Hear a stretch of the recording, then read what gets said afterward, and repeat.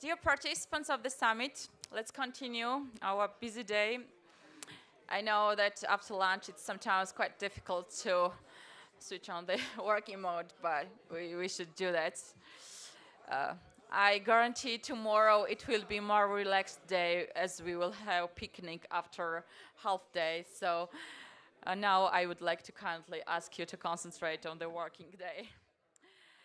So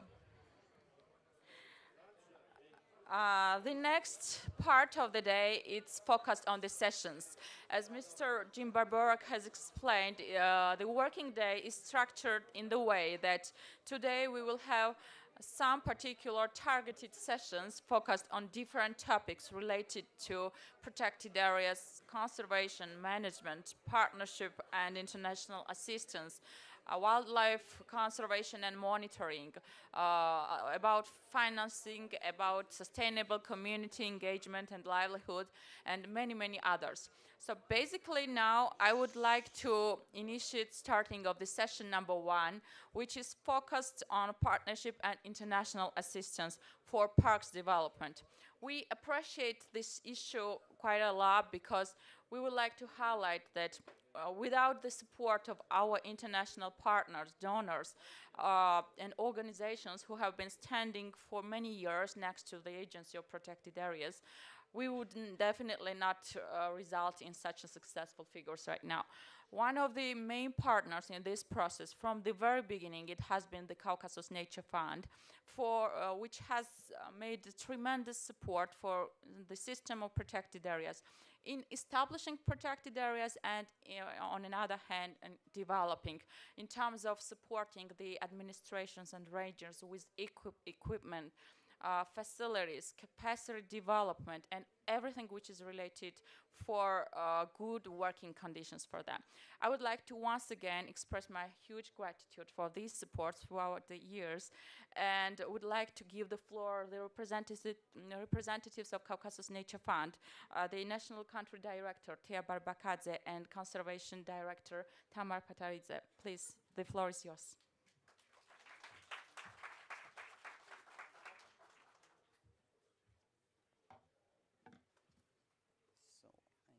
Train myself. Good afternoon, first of all. After nice lunch, let's try to digest information, not only food, about Caucasus Nature Fund. Okay, let me briefly tell you who we are, what we do, and how we do. Let's go. So, Caucasus Nature Fund, I will be using CNF abbreviation. Majority of you are familiar with our organization, but for those who doesn't know much about us, let us pass through our history about CNF's creation, about partnership and financial assistance we do, CNF funding support, CNF achievements over 15 years, technical assistance, and our goals. CNF's creation. Okay, people in our world say that conservation without money is just conversation. Here we go. We are financial instrument to support protected areas operational needs in 3 South Caucasian countries. The idea about creation of CNF was born at WWF's office, as far as I know. But it was successfully implemented with the support of German government. They are founders of CNF together with WWF Germany and Conservation International, which happened in 2007 under German legislation. German government is still our major investor, although our partners are state government representatives in Armenia, Azerbaijan, and Georgia. We work through framework agreements with all 3 governments, and our main guiding document is Ecoregional Conservation Plan for the Caucasus. Very first support we started in 2009 was our favorite Borjomi National Park. And very soon we continued working on a programmatic basis, starting from 2010. And very first park from Armenia, Khosrow Forest State Reserve, was added in 2010. As a financial instrument, we have capacity to absorb different sources. But as I already mentioned, our major donor is German government. And in our portfolio, currently, we have more than 95 million euros. But at the same time, we have capacity to absorb different source of funding, including its old presentation, up to 2 million for Georgia and Armenia in between 2011, 2017. And one more project, which we are managing right now, is about Georgia, which is 2 million USD portfolio, which will be ending soon, next year. But more details, my colleague Tamar will tell you later. And to have more flexibility, I would say most important contributors are corporate partners, which we have in Georgia and Armenia, and not only corporate organizations who work under corporate social responsibility, but also individuals who are donating to support CNF and to give more financial flexibility. Our support could be split in different categories, but biggest one actually is my favorite, social component, because none of the project, none of the donor gives top-ups for salaries for the people working on the ground, which we do. We also contribute to the life and health insurance of our park staff. We are covering food allowance for patrolling rangers, as well as we have kind of brand new component, annual awards for rangers, and Courage Award from CNF, which we would like to make more permanent. We are supporting field and office needs, of which the biggest component is, of course, transportation means to give more mobility to our rangers, people working on the ground. We can support vehicle fleet, quad bikes, I don't know, boats, horses. Uniforms, this is most critical issue which we finally solved for Georgia, because in 2023 we managed to deliver good, high quality uniforms for our rangers. As many other donors, of course, we also do technical and financial monitoring. So we are monitoring annually, regularly, our investments. To continue about CNF funding, of course, we support new technologies. SMART, Jeff Morgan described in details what it is about, and he mentioned we are quite advanced. We are happy to hear this compliment. In Armenia, we have remote surveillance system, which is supported with drones, online cameras, and binoculars. Let's see which one works better, so we can cover with the Smart Armenia or vice versa. Solar panels and systems, important because majority of our parks, they are located in remote areas and they need access to electricity, so solar panels are to support with electricity and hot water. Computers, printers, anything starting from pencil could be supported with CNF funding, including furniture for the field, tourist shelters, as well as for administration. Infrastructure is biggest component, I would say, but it does not mean that CNF supports big infrastructure. We are limited here. However, we can support refurbishment and maintenance of big administration and visitor centers. But in terms of construction, design, maintenance, we do more small-scale infrastructure like ranger shelters, tourist shelters, any outdoor facilities, picnic sites, trails, signage, and figures. It was interesting exercise for us to pass through these 15 years when we discovered that actually we contributed over 20 million in 15 years, or 20 million euros in the region. But beginning was modest. We started from one park in 2009, as I already mentioned, Borjomi, our very first park supported in the region, and now we are covering 18 out of many more in the region, of which 15 are in Georgia, still old. Okay, 13 are in Georgia in 2023, and 5 are in Armenia. We started with 60,000 euro support in 2009, and now we are contributing up to 3 million euro per year. From 70 rangers, we are supporting now more than 850 employees in Georgia and Armenia. And from a little more than 100,000 hectare coverage, we are getting very soon to more than 700,000 in 2023.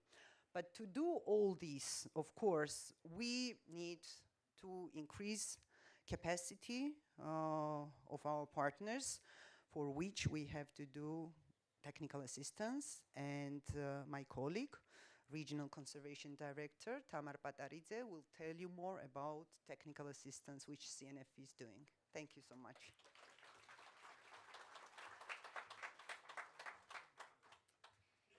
Thank you very much, Tia. Hello, everyone. So, as Tia already mentioned, I will be very briefly talking about the technical assistance portfolio of CNF, which happens in parallel to the main core program of CNF, which was very concisely described already by Tia. And the purpose is, as she mentioned already, to increase the absorption capacity of our main beneficiaries and partner organizations. Let me tell you from the very beginning that the technical assistance portfolio of CNF since 2019 is very much supported by UNDP GEF, mainly under the project which is called Enhancing Financial Sustainability of Protected Area System of Georgia. However, of course, our German main partner, German government through KfW, is with us within the technical assistance portfolio as well. The core focus of the technical assistance portfolio of CNF is, of course, the biodiversity conservation, with the realization that if no financial sustainability, I need to, okay, it will be changed. If no financial sustainability of protected areas, if no proper capacity building and effective management within the parks, and very, very importantly, if no engagement of local people, communities, and society in the process, we will not be able to achieve this result. So the slide that is supposed to be now on the screen basically describes so-called ideological framework that we work while planning the technical assistance portfolio and implementing it through our partner organizations, of course. It's difficult to cover everything that CNF supports and our partners implement with our support. Of course, that's why we tried to group our activities supported by CNF into 4 main subgroups, let's say. So I already mentioned sustainable financing, biodiversity monitoring, capacity building, and community engagement and awareness raising. I will not be able to cover everything. This is not the aim at all. Thank you. Let me quickly catch up with the presentation, but I will be highlighting some of the examples, right, that CNF supported. I mentioned sustainable financing, and we did a variety of activities under financial to support the sustainable financing of the system with the aim to diversify the income sources for PAs as much as possible. Why? Because the system should not depend solely on state budget, neither on donors nor or its own income. It should be very diverse to have this sustainability component. That was one of the main focuses under that direction. Biodiversity monitoring, tremendous work that has been conducted through our partner organizations with CNF support. We're so proud to be part of that, and I will be demonstrating more what has been done with our support, again with our partner organizations. What I want to mention here is the 10-year monitoring plans that were developed for Armenia as well as for Georgia for biodiversity monitoring. And why, in my opinion, it's important, because again, it's the approach that is with the long-term perspective, right? With the 10-year plan, you know what you monitor, you know how you monitor, you know what you do with the results of the monitoring and how you translate them into the management of PAs. Capacity building, again, a tremendous number of different thematic trainings, workshops, but here again on another slide I will be elaborating a little bit more our focus more on institutional capacity building, which is again linked with sustainable component of our PA system. And engagement of communities. As I said, without them being part of the process, it will be difficult to achieve anything that we are talking now in this room. So different activities. For example, wonderful public monitoring group created in Dilijan National Park, doing tremendous work. Community Rangers program involved in the biodiversity monitoring in different protected areas of Georgia, different programs for youth, school kids, and decision makers as well. So I will be kind of showcasing very concrete examples. Again, I will not be able to cover everything.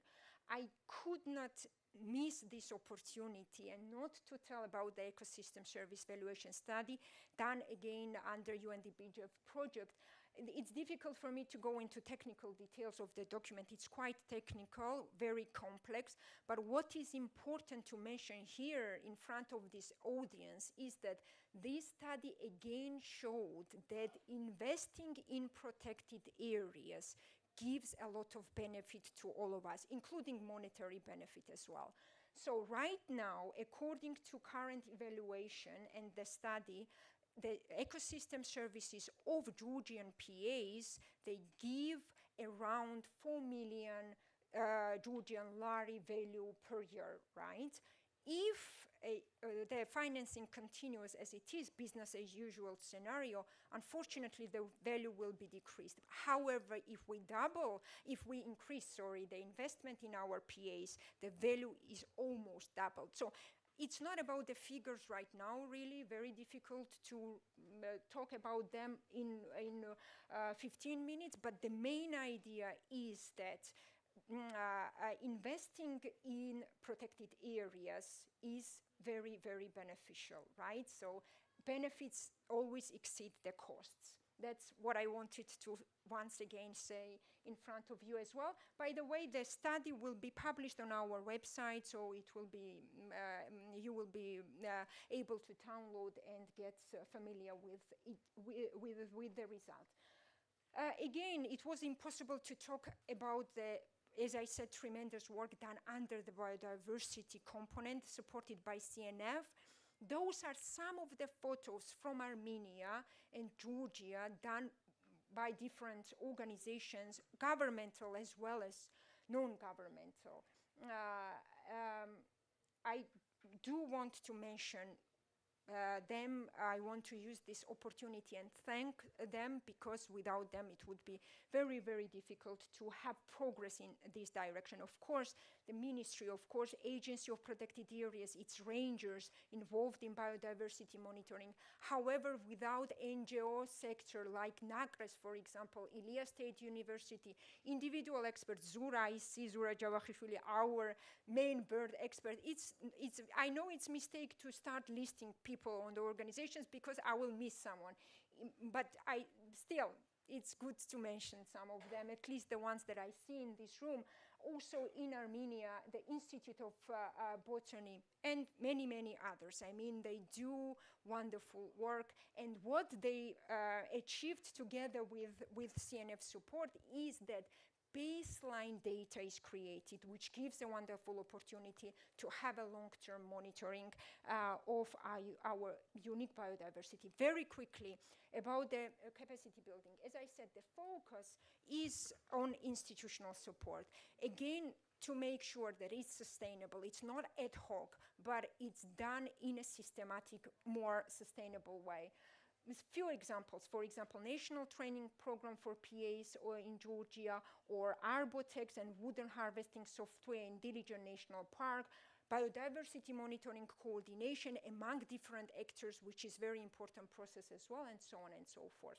Some of the photos from the work that we support with the communities and some of the awareness raising activities. I know that I exceeded my time already, so I will be closing my presentation very soon. Of course, we will be available after the presentation for more discussions and dialogue with you. Let me finish with this last slide and share with you our big plans to be achieved by 2030. So CNF's goal is to support in total 25 parks by 2030, including 7 parks in Armenia, 1 in Azerbaijan, and 17 in Georgia. That's all from us as the presentation. Thank you very much. Thank you, organizers. That's a wonderful event. We are happy to be here and to support this event. Again, we are available during the breaks, and till tomorrow afternoon, please approach us and we will be happy to answer your questions. Thank you.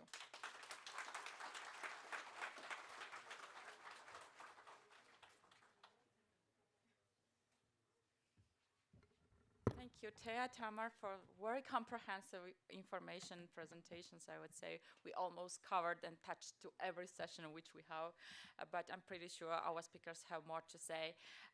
Basically, Tamar also referred to one of our very significant projects, which is ensuring financial sustainability of protected area system, which is supported by Global Environmental Facility and UNDP as well. So we are really delighted to have this project together with many projects, which is also supported with UNDP, our long-standing partner. Thus, I would like to ask Ms. Nino Antadze, the team leader of energy portfolio at UNDP, please.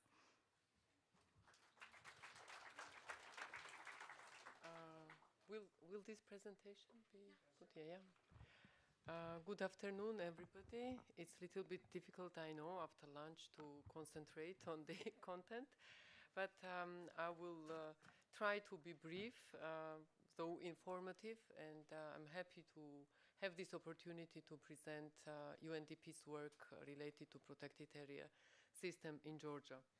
So while presentation is going on, I think, can I already start? Okay.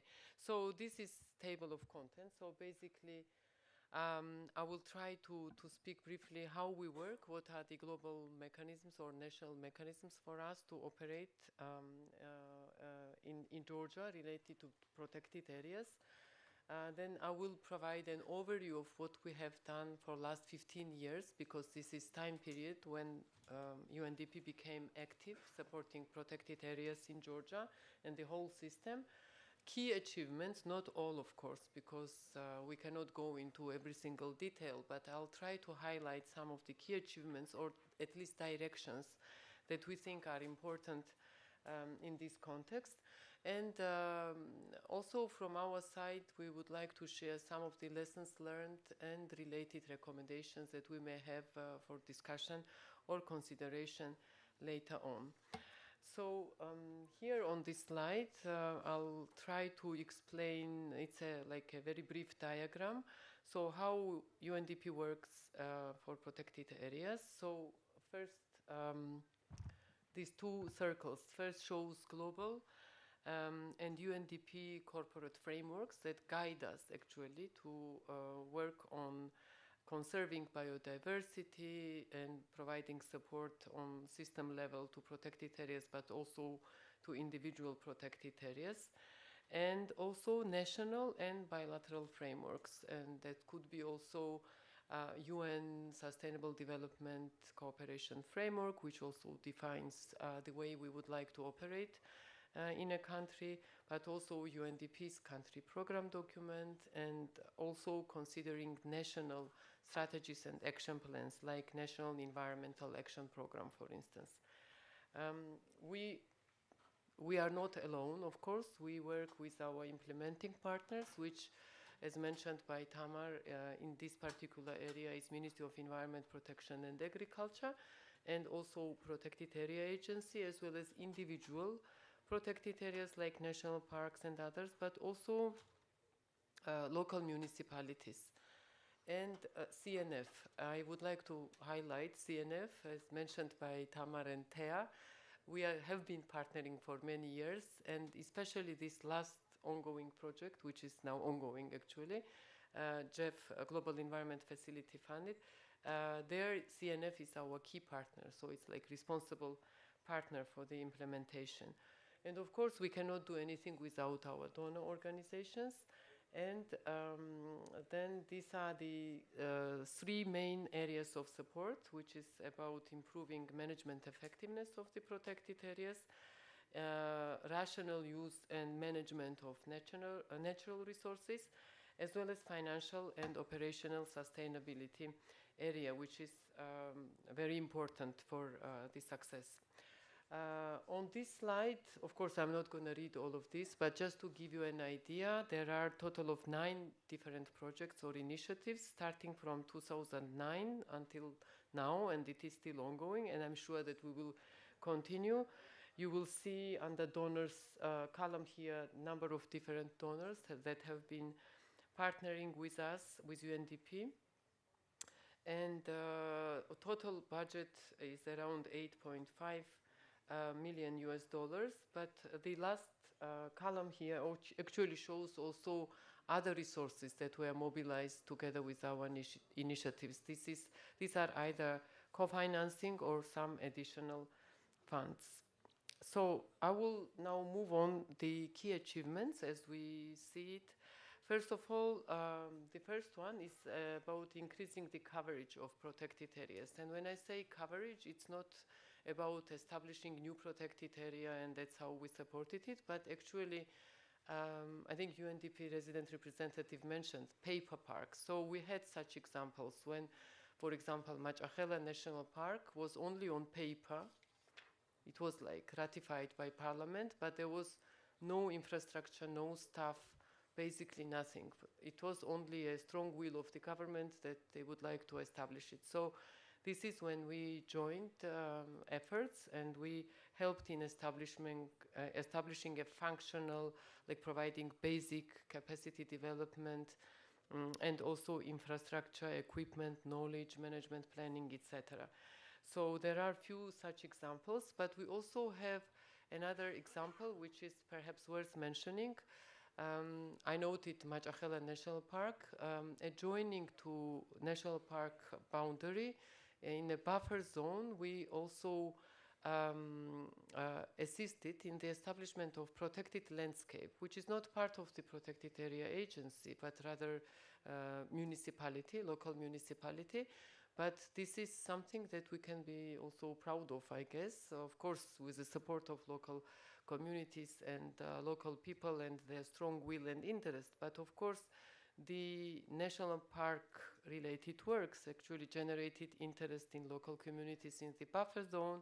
they realized that it is very important. So then we helped in doing some initial assessments and then also facilitating this process. So finally now we have a newly established protected landscape. Another area is, I somehow already touched upon, is strengthening the capacity and also increasing management effectiveness of protected areas. So throughout these last 15 years, our projects have really directly impacted institutional individual capacities of around or up to 16 protected areas, different protected area administrations. Also, not only on institutional but also on individual level, we have done extensive and wide range training of staff, also co-financing equipment. I think Thea also mentioned like how much support is provided by CNF. So on some occasions we were joining hands here as well. So this management effectiveness area is something that is like all-inclusive. It's about management planning, operational plan development, also working with local communities, engaging them in these works, etc. Another key area is support to the establishment of viable management systems for the high-value biodiversity and cultural landscapes in protected areas. And we have a number of examples for that, but perhaps one that could be mentioned is that there were a number of like biodiversity, like 10-year biodiversity monitoring program, which was also mentioned by CNF because this was done jointly with CNF, but also like forestry inventories or management plans, pasture inventories and management plans in those areas, phytopathological surveys, etc., etc. But for example, in Majachela's case, when we did inventory, we realized that some of the high-value areas, biodiversity, from biodiversity point of view, were apparently not included in the boundaries of the national park. So what we tried to do when we established and facilitated establishment of protected landscape, we managed to include these areas of high value in these boundaries. So yeah, this was just one of the examples. Another important area and achievement, I would say, is about awareness raising and about involvement of local communities in the management of protected areas. We have so many examples. I really wish I had more time actually to give you better, more detail, but of course, just to highlight some is that we have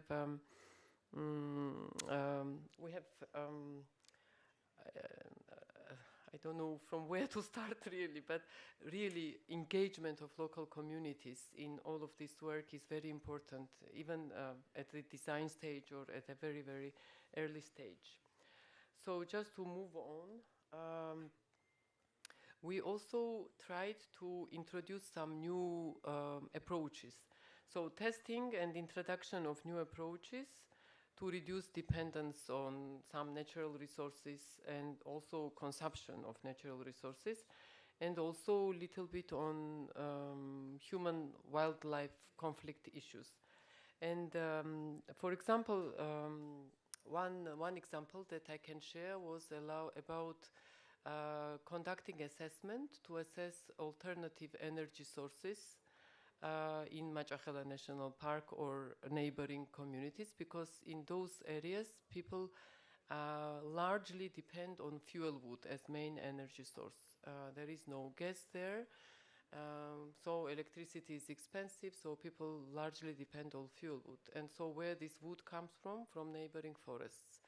So we wanted to assess alternatives, what is available, and also test these alternatives. And actually, there were a number of households that joined this experiment, basically, because this was something new for them. So in some places we used hazelnut shells, which was widely available there. Also solar panels for water heating, and also biomass briquettes. And it appeared that hazelnut shells were apparently most attractive and also cheapest option.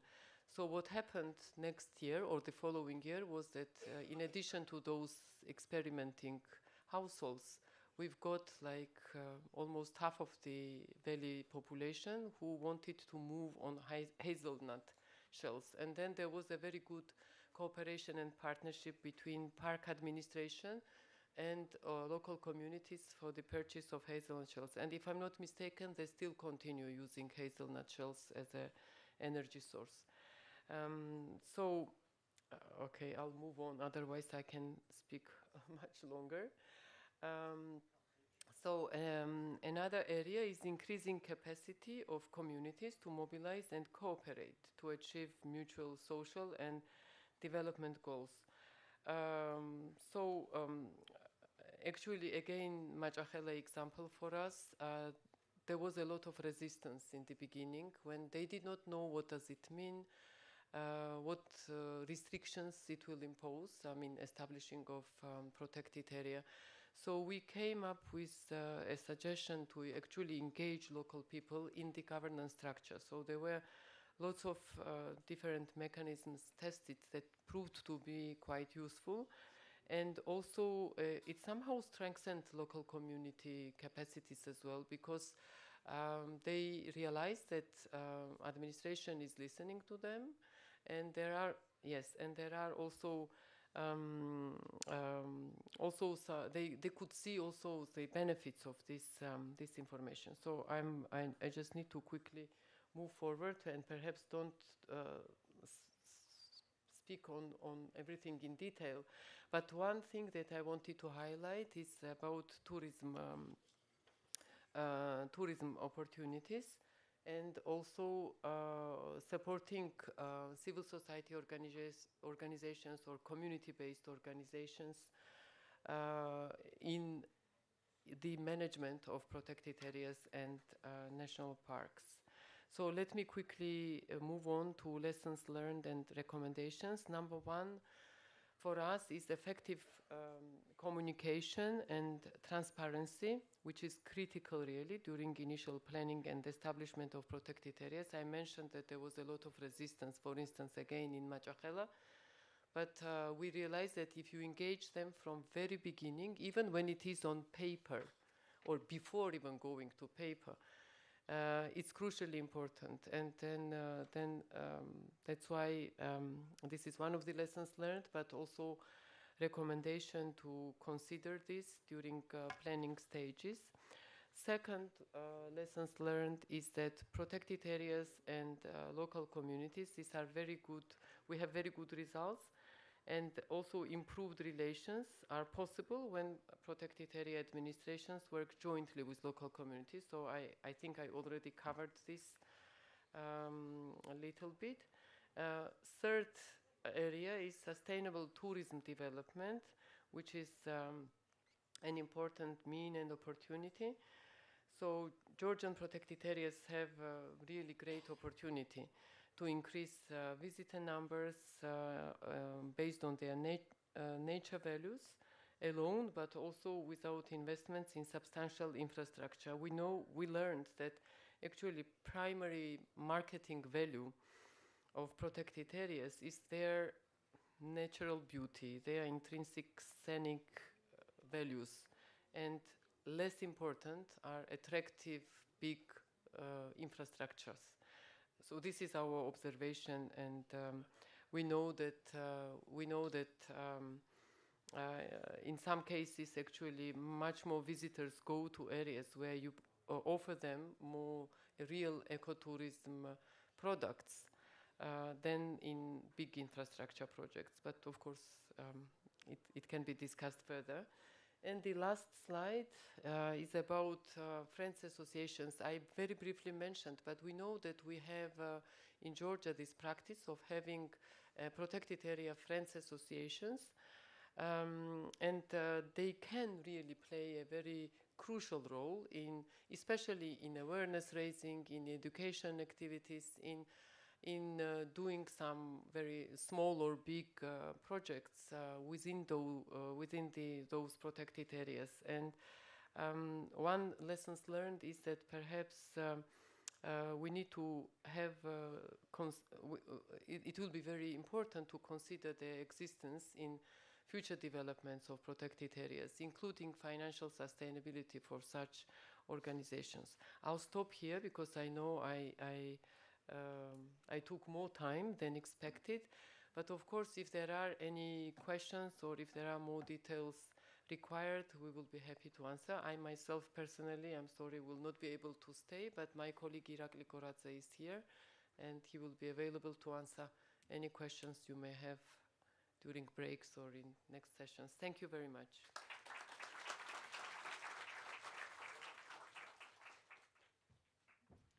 Thank you, Ms. Nino, for a very interesting presentation.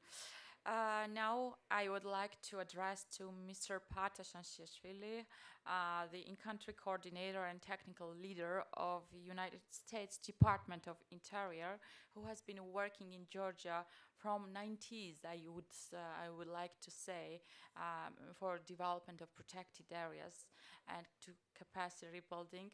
I would like to ask Mr. Paata, please. And about timing, I would like to ask as well.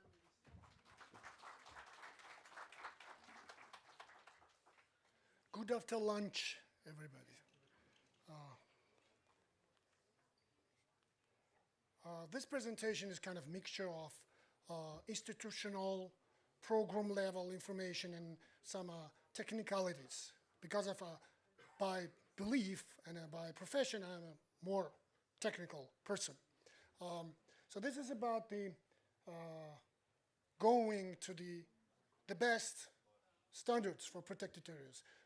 This program is mostly focused on technical assistance. That's me. You may recognize this is the green parks kind of model when we have a kind of a good criteria system how to measure what is the best. This is the kind of target where we all donors, technical assistance organizations should be focusing and leading the systems like in Georgia towards the best practices, towards the best standards. This is kind of story, short one, how we really think that is achievable. This is the structure of the current project, that program that we run here together with the USAID. USAID is our partner. And US Department of the Interior, this is an implementing partner. The structure of this program is, as you see here, with the 4 components. First one is focused on public sector. Our partners are mostly the 3 ministries and the agencies under those ministries. Ministry of Environment and Agriculture and Protected Areas Agency under that. Ministry of Culture, Youth and Sport, and the Agency of Cultural Heritage Preservation under that ministry. And the Ministry of Economy and Sustainable Development and the Tourism Administration under that ministry. This is the first component. That one, traditional for our program that started in Georgia in 90s. Mostly we are building up the capacities based on the best practices in all directions. Second component, this is more about economic dimension. Under that component, we're working with the private sector, non-profits, kind of associations, ecotourism association, mountain guide association, and tour operators, and etc. Not only.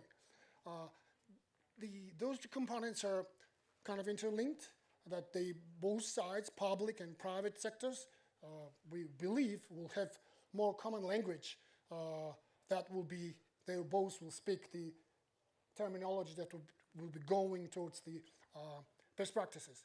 Third component, this is more regional one, about regional influence, that is about the Caucasus, about the Eastern Europe, and not only. When the best experience of partnering Georgia's government and the people, and America's government and the people for the parks. So that experience is widely open for everyone, I mean, other countries too. Welcome to participate in whatever we do. And a third component, this is the cross-cutting. That is more focused on the donor cooperation, also the policy development. This is one of the critical terms. In Georgian language, there is no word policy. There's one word about the politics and then the policy. That sometimes is confusing.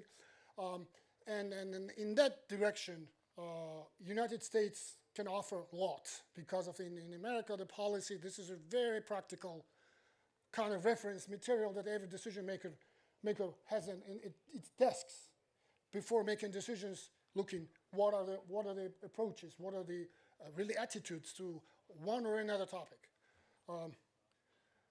That's about the Department of the Interior. Some of you may know. That's not about police. That's not about the kind of only law enforcement. This is really one of the oldest institutions created in 1849, and this institution itself already legacy.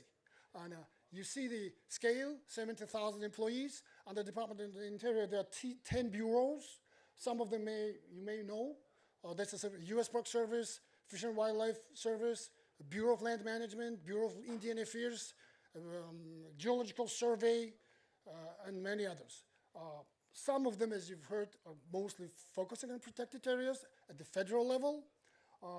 You see the number of units managed and revenue collected.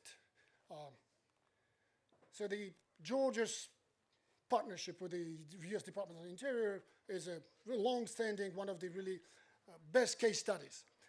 So you see two photographs. One is about a formal program level kind of cooperation between this person, excuse me.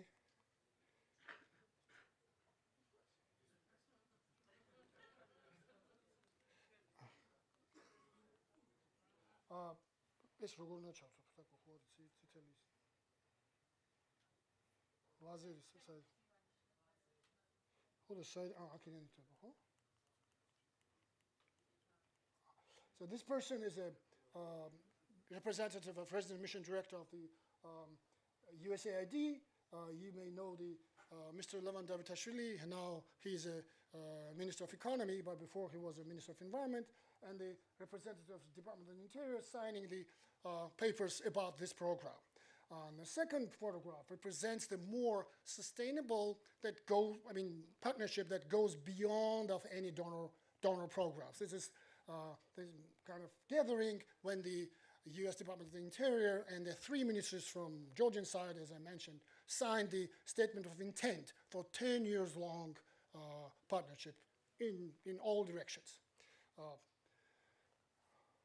Methodology of our work of this program is really shown here. This is about the familiarization webinars. When you run online familiarization webinars about all topics and spheres of activities related to governance and the management of protected areas. And then we go more in depth, fundamental trainings, in person mostly, but could be also the seminars and the workshops. That is about more about the investing in human capital and transferring the knowledge. Then we have a US study tours also, whoever successful in those kind of trainings to really strengthen this kind of knowledge, to really touch the first-hand experience back in US. There's a direct technical assistance when we're helping the Georgia's government in policy development, in development of the guidelines, these protocols, and instructions how to run the different spheres of activities. This is just the, how fun was the training. This is, by the way, somebody mentioned about the 2008 bombing of the Borjomi. This is Borjomi. After that, we provided the best training on a wildfire fighting, providing equipment, and this was more knowledge investment and the skills development. So you see how involve people, and including the youth.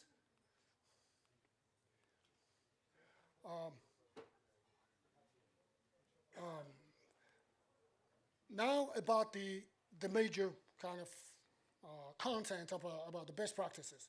So that we are using for that methodology, throughout that methodology. First of all, this is really the structuring the protected areas governance and management with 6 spheres of activities. As you see here, this is the conservation and resource management. This is visitor services and public uses. Then outreach and environmental education, law enforcement and search and rescue, sustainable infrastructure development, and institutional strengthening. Those 6 spheres of activities are integrally forming the best practice-based protected areas governance and management. And this is that may look to you not familiar, but this is kind of an integrated formula of the mission of protected areas. All categories together. This is about about an empowerment. So we talk about the protection, we talk about how good we are in that, but there's a criteria. We should protect that unimpaired. That's the major ingredient here, while providing public access. So that's a dual kind of mandate and a mission of protected areas. And also there's integrating activities that helps to integrate those 6 spheres. That's about the comprehensive legal and policy framework, about the planning cycle. That starts from the national systems planning, then down to the management plans of particular protected areas, then the operational level, then the specialized planning. This all consistent and interdependent and intercomplementary. I just wanted to show you the category system. Somebody mentioned also there's some confusion here. This is all about the global best practice, which you see this is National System of Protected Areas.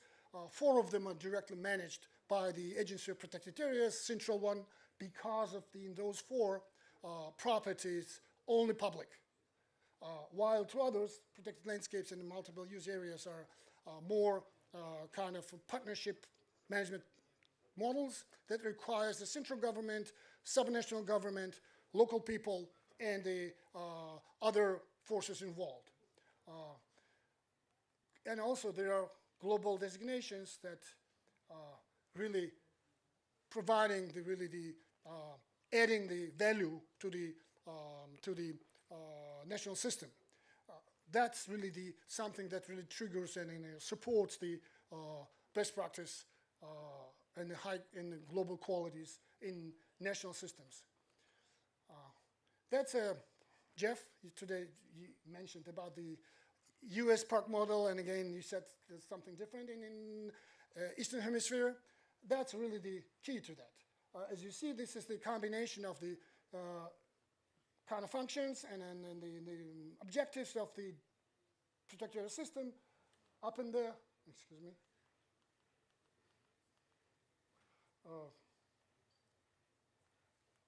This is the up in there those categories, and then there's a ranking the objectives. It's and if somebody asks questions, what really determines the category? The primary objective determines the category. If the territory is dedicated to that function, that really determines the category. This is the key for planning, for assessing which park, which protected areas really corresponds to which category.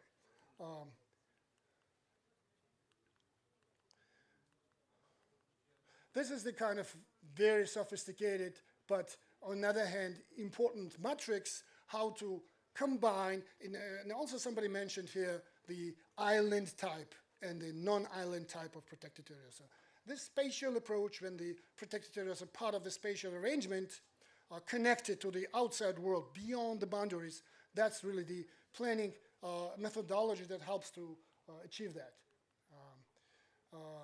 Resource management, which is one of the 6 kind of spheres of activities, really based on the best practices. First of all, this is where do we start?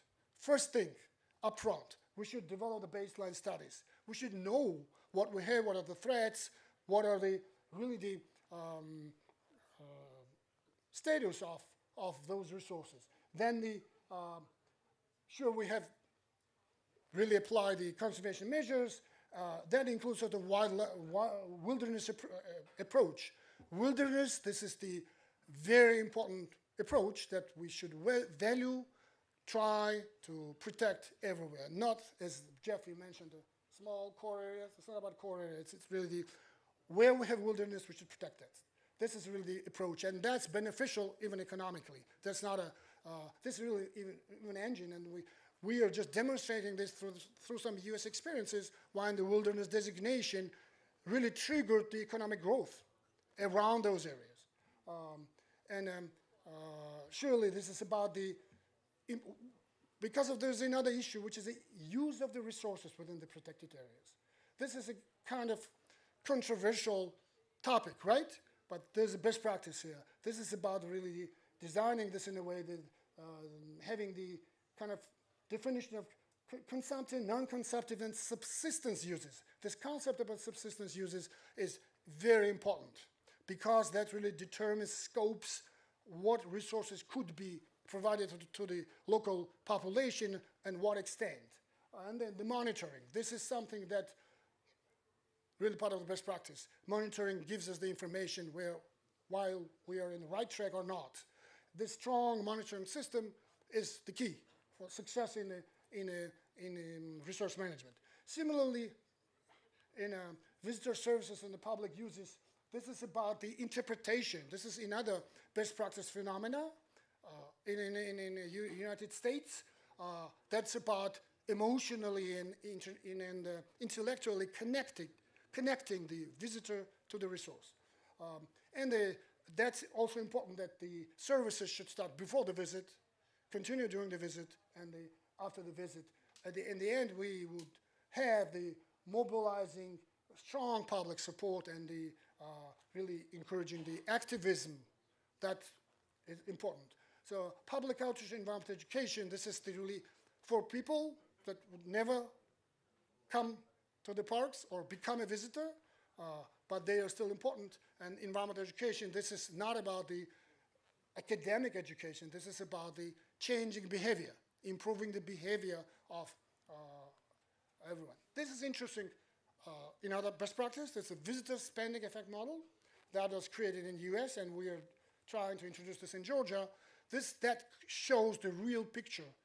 What are the really in the monetary values of return while US Congress is really approving the annual budget for protected areas, say for the Park Service. Law enforcement, this is not policing. That's about really helping the visitors to enjoy, to be safe. That includes also search and rescue, and that's about the really well recognition of the rangers' duties, and the Georgian group led by Mr. Erik Illes witnessed in US how well rangers are really respected, especially on the day of the World Ranger Day, when the ranger who sacrificed his life 50 years ago was honored after 50 years. That's another best practice.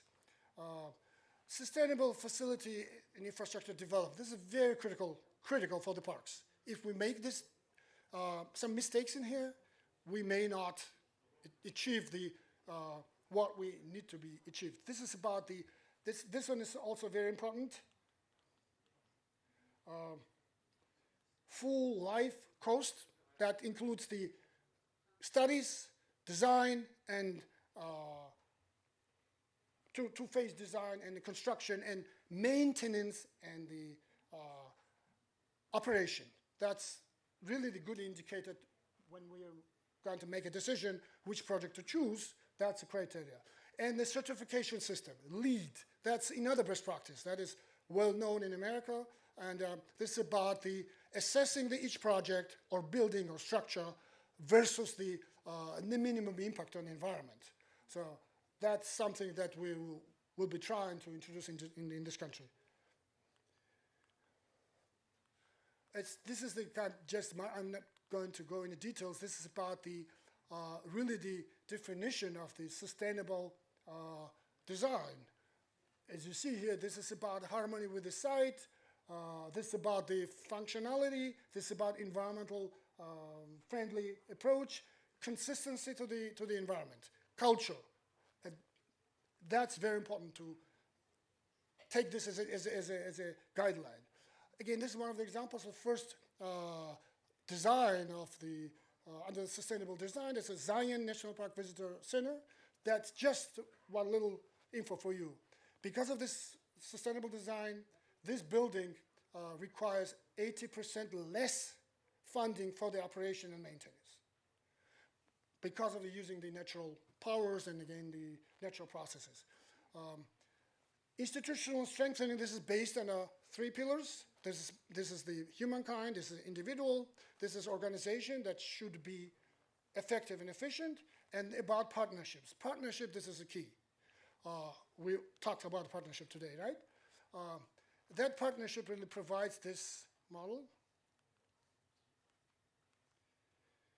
That each dollar appropriated by US Congress generates $10 return in monetary values. It's not about non-monetary.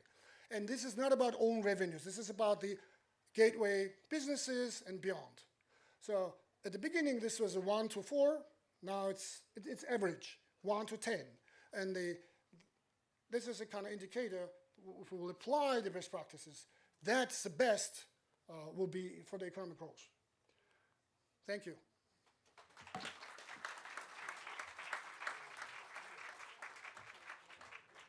Thank you, Mr. Paata, for very inspiring speech, definitely. We enjoyed it. And now at the end of the session, I would like to also ask Mr. Erik Illes, the Head of Development Cooperation, Deputy Head of the Mission of the Kingdom of Sweden in Georgia. We have a wonderful partnership with SIDA, with government and with Kingdom of Sweden, and we appreciate the support, please.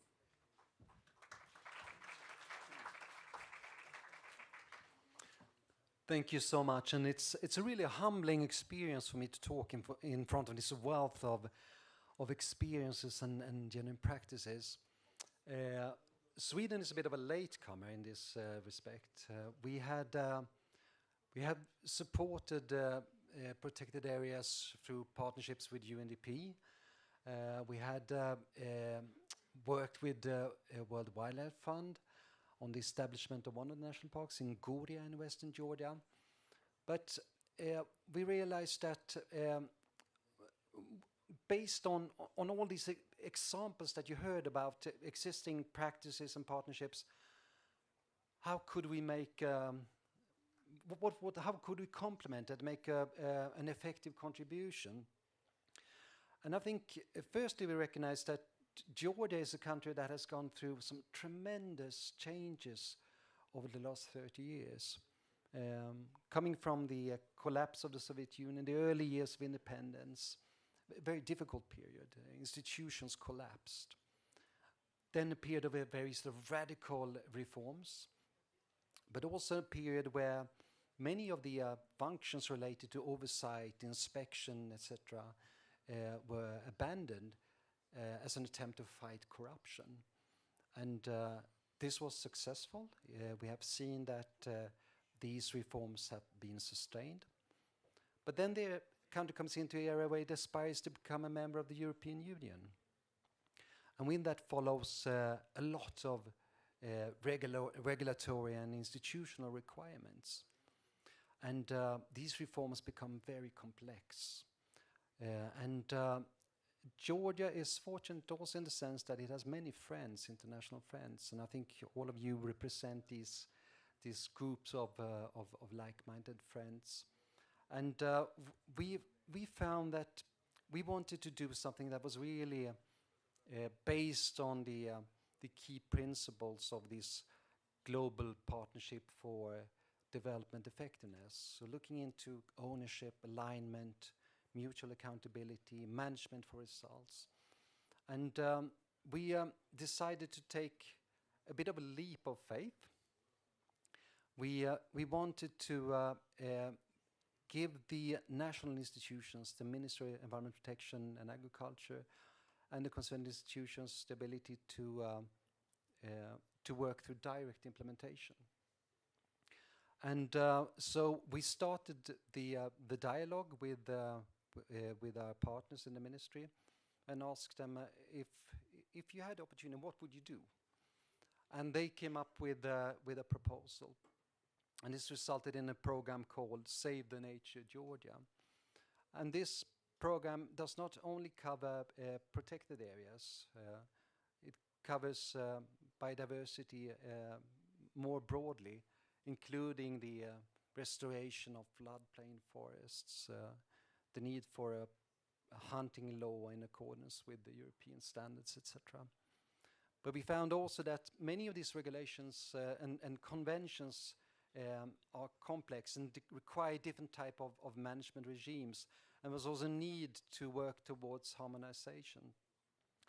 And so we started out then with the first period of inception, where the ministry and 3 of the government agencies, including the Agency for Protected Areas, set out to define more in detail how such a setup would work and how it would be able to complement the different type of inputs from many of you here in the room. And when I hear you talk, I realize that what we do is really, we are working towards the same objective, but we can have different and complementary roles in this. And by allowing the government to set up its own program, establishing a scaffolding through a program implementation unit at this phase of the program, to enable the institutions to move forward, working on quite extensive training on results-based management. We went through a process of an external audit of internal management and controls within the concerned institutions. We are now starting to see some of the early but really valuable results of this engagement. And for us, it's not a short-term endeavor, it's not a short-term commitment. We start with 4 years altogether. We are now in the 2nd year, and we want to, by the end of this period, to ensure that the government has established a programmatic platform that enables more partners, donors, but I also heard some good examples of private sector contributions, and not at least the government's own resources, the allocation from the government budget to accrue to this important program. And in order to build that trust and confidence, it is critical that we can show some very concrete results. I think one of those results, and we are here looking at areas related to what has been mentioned here, and because it's mainly on the regulatory transformation. And currently the Jordan government is to present a new biodiversity law aligned to the Convention on Biodiversity to the Parliament. And Georgia has a law on protection of biodiversity from 1996. But we start to see that there are many elements of obsolete regulation that is not fit for purpose for the current commitments and the situation that the country is facing. And early this fall also the government set up this platform for a national platform for protected areas, also as a means to allow different type of partners and stakeholders to come together to bring a stronger unity and effectiveness in the dialogue and in the support provided. By doing this, the government has been a resource to provide funding for the important protected areas management plans, working on the protection of fires and protected areas and firefighting. And I was so happy to hear from colleagues from Korea that they will be granted fire trucks for protected areas. And others have also mentioned your engagement in related to these areas. So I think it's all coming together, and the idea is to provide more of a coherent framework based on the new law on biodiversity that will be adopted. This is also the real opportunity to then move forward on a national strategy and action plan. That is a requirement. It's not a guarantee, but it's a requirement for improving the budgeting from the national budget. In Georgia, this is really critical, but it's so in many different countries. And it has also been mentioned the importance of public awareness and engagement with local communities. And this is also one of these most critical elements. But ultimately, it's about people. It's about allowing those who are working in these systems to develop competence and capacity and incentives to develop their jobs and their functions. And in coming together under a joint umbrella, I think we stand a better chance of achieving success. It's also important in the sense that Georgia has the Jordan government has adopted a vision for 2030. It's very much focused on Georgia as a regional hub for transport, logistics, IT, financial services.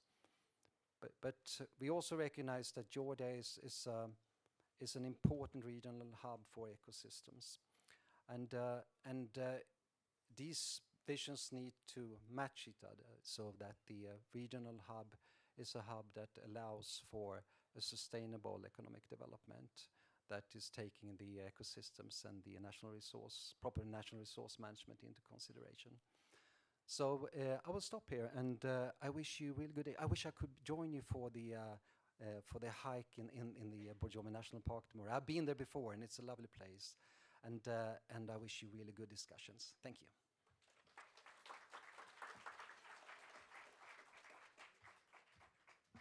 Thank you very much, Mr. Illes. So I'm happy that we already went through the first session, which was very interesting and focused on partnership.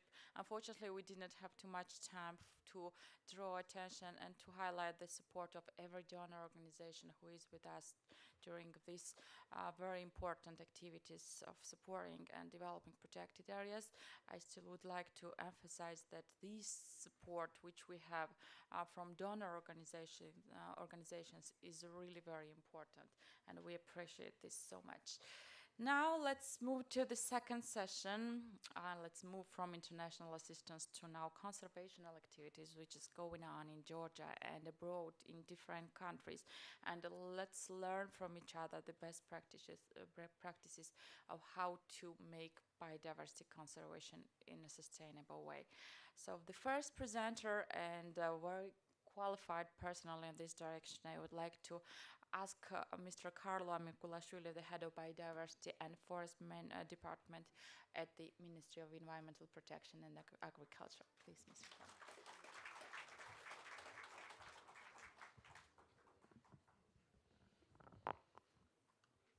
მოგესალმებით, მე ქართულად წარმოვადგენ პრეზენტაციას. განსაკუთრებულად მიხარია, რომ ასეთი სამიტი ტარდება და ვმასპინძლობთ ასეთ სამიტს საქართველოში და მინდა რომ აქვე მიულოთ დაცული ტერიტორიების სააგენტოს შესანიშნავი ორგანიზება ესეთი მასშტაბური სამიტის და იმ საქმის რომ ჩვენ ყველას გვექნება საშუალება რომ არა მარტო ქართული სინამდვილიდან მოვისმინოთ მიმდინარე პროცესები და გამოწვევები და ის გეგმები რომელიც გვაქვს დაცულ ტერიტორიებთან და უმთავრესად ბიომრავალფეროვნების კონსერვაციასთან და მდგრადმართვასთან მიმართებაში, არამედ მოვისმინოთ ჩვენი მეგობარი ქვეყნების გამოცდილება, საერთაშორისო პრაქტიკა და დავსახოთ შემდგომი გეგმები. მინდა რომ განსაკუთრებულად მივესალმო ჩვენ უკრაინელ კოლეგებს, გამიხარდა მათი აქ დანახვა და ვფიქრობ რომ იმდენი ამ პრეზენტაციების შემდეგ, რაც აქამდე უკვე გქონდა ჩვენ და ვიმსჯელეთ საერთაშორისო პარტნიორების მხარდაჭერაზე, მნიშვნელოვანი არის რომ თქვათ ახლა უკვე საერთოდ სად ვიმყოფებით. მე დარწმუნებული ვარ რომ განსაკუთრებით ყველა ჩვენმა სტუმარმა, ისევე როგორც უფრო უკეთესად ჩვენმა ეროვნულმა ექსპერტებმა ზუსტად ვიცით სად ვიმყოფებით და რა გარემოების გამო ვართ შეკრებილები, მაგრამ ვფიქრობ რომ რამოდენიმე სიტყვით მაინც უნდა ითქვას ის გარემოება თუ ის რაც აქამდე მოვისმინეთ ამდენი მილიონი მხარდაჭერა როგორც სახელმწიფო ასიგნებების ისე ჩვენი პარტნიორების რომელზეც ისაუბრეს აქ ჩვენმა დიპკორპუსის წარმომადგენლებმა და საერთაშორისო ორგანიზაციებმა რატომ იხარჯება, რისთვის იხარჯება, ვისთვის იხარჯება და ვისთვის გვინდა რომ მივახციოთ უკეთეს შედეგებს იქიდან გამომდინარე რომ მე ვფიქრობ ყველა ჩვენგანი როგორც ქართველი დელეგატები ისე ჩვენი უცხოელი კოლეგები ზუსტად ამ საქმისთვის არიან. რა თქმა უნდა მე მხოლოდ ამ შემთხვევაში საქართველოს გარემოებას და კონტექსტს შევეხები.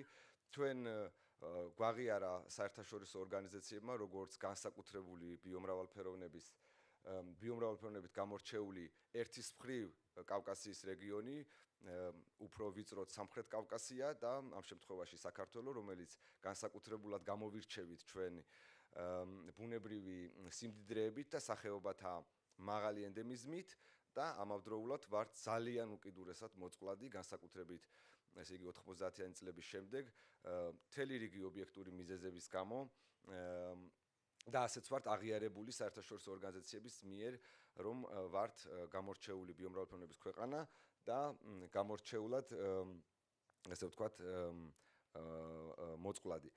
ეს ბევრი თქვენგანისთვის ცნობილი ნუგზარ ზაზანაშვილის გან მაქვს დასესხებული ეს თავის დროზე სლაიდი, რომელთაც მას უნდოდა და მეც სიამოვნებით ვიტყვი ხოლმე ამას, რომ ეჩვენებინა რეგიონულ ჭრილში და ჩვენ ასე ვთქვათ ქართულ რეალობაში წარმოეჩინა განსაკუთრებულობა ერთის მხრივ კლიმატური მრავალფეროვნებიდან გამომდინარე ჩვენი ქვეყნისა, თავის მხრივ ეს განაპირობებს კიდევ ნიადაგურ მრავალფეროვნებას და ეს ორივე ერთად თავის მხრივ ასე იგი უზარმაზარ ბიოლოგიურ მრავალფეროვნებას ჩვენ ქვეყანაში. ის რასაც ვხედავთ ესე იგი აი ამ ლურჯფერად ჩაკეტილ ტერიტორიას, რომელიც გარკვეულწილად შუაში ასე ვთქვათ ანაწევრებს საქართველოს, არის ლიხის ქედი, რომელიც ორ ტერიტორიას განასხვავებს ჩვენ ქვეყანაში, ერთის მხრივ დიდი კოლხური გავლენისგან, რომელიც შავი ზღვის მხრიდან მოდის და მეორე მთლიანად კასპიიდან მომდინარე აი ამ უფრო მშრალ როგორც კლიმატურ ისე ნიადაგობრივ მრავალფეროვნებას და მტირალას ეროვნული პარკი არის ერთ-ერთი გამორჩეული დაცული ტერიტორია ჩვენ ქვეყნისა, რომელიც თავისი სახელიდანაც ჩანს რომ თითქმის ყოველთვის წვიმს და 4000 მეტრზე მეტი არის აქ ნალექების რაოდენობა და ეს რა თქმა უნდა კიდევ უფრო მეტად განსაკუთრებულად წარმოაჩენს დასავლეთ საქართველოში შავი ზღვისპირეთის უნიკალურ ბიომრავალფეროვნებას, სწორედ ამ გარემოებიდან გამომდინარე ალბათ უფრო უმთავრესად და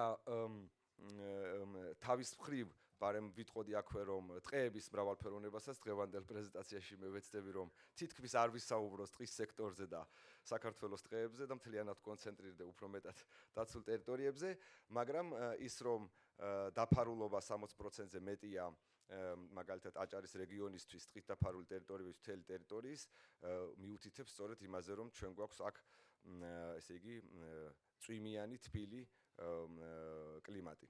თავის დროზე ჩვენ ყველა ვიძახდით ხოლმე რომ გვაქვს სუბტროპიკული კლიმატი, მაგრამ ბევრმა გერმანელმა მეცნიერმა შეასწორა შემდეგ და ვიძახით რომ არის უფრო წვიმიანი, ნოტიო, თბილი, წვიმიანი, ასე ვთქვათ, კლიმატი და მეორე უკიდურესობა უკვე უკიდურეს სამხრეთ აღმოსავლეთში, სადაც 400 მილიმეტრამდე გვაქვს ჩვენ ნალექი, რომელიც თავის მხრივ ასევე უნიკალურ ეკოსისტემებს ქმნის, მაგრამ სრულიად განსხვავებულს ყველა დანარჩენი ეკოსისტემისგან, სრულიად განსხვავებულს ყველა სხვა რეგიონისგან საქართველოში.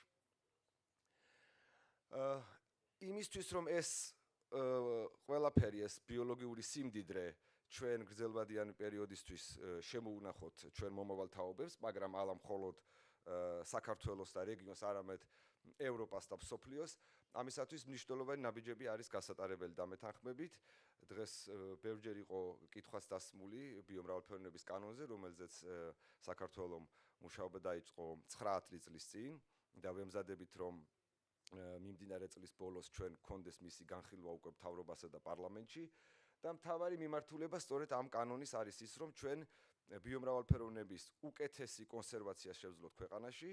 ეს არის ვიტყოდი გარკვეულწილად რევოლუციური კანონი, რთული კომპლექსური კანონი, რომელიც ევროკავშირთან ასოცირების შეთანხმებიდან გამომდინარე, რომელიც საქართველოს 2014 წელს გააფორმა და მით უფრო ეხლა რომ დღეს დილით გქონდა მოვისმინეთ ბატონ მინისტრის მოადგილის და დეპუტატის ისევე როგორც გერმანიის ელჩის გზავნილები ჩვენს კანდიდატობასთან დაკავშირებით ევროკავშირთან მიმართებაში უფრო აქტუალური ხდება, იმიტომ რომ დავნერგოთ ის დირექტივები, რომელიც ეხება ფრინველებს, რომელიც ეხება ჰაბიტატებს, რომელიც არის დირექტიული ხასიათის, მაგრამ მხოლოდ ეს დირექტივები არ არის, რასაც ეს კანონი, ასე ვთქვათ, ადგენს და მისი მთელი რიგი საკანონმდებლო აქტები, აქ არის საუბარი სრულად ახლებურ მოწესრიგებაზე საქართველოს წითელი ნუსხის და ჩვენს მიდგომას და პოლიტიკას აყალიბებს თუ როგორ უნდა მოვიქცეთ როგორც სარგებლობის, ისე კონსერვაციის მიმართულებით ამ მნიშვნელოვან სახეობებთან. რა თქმა უნდა, ეს პირდაპირ კავშირში არის და იქნება უფრო მეტად მომავალში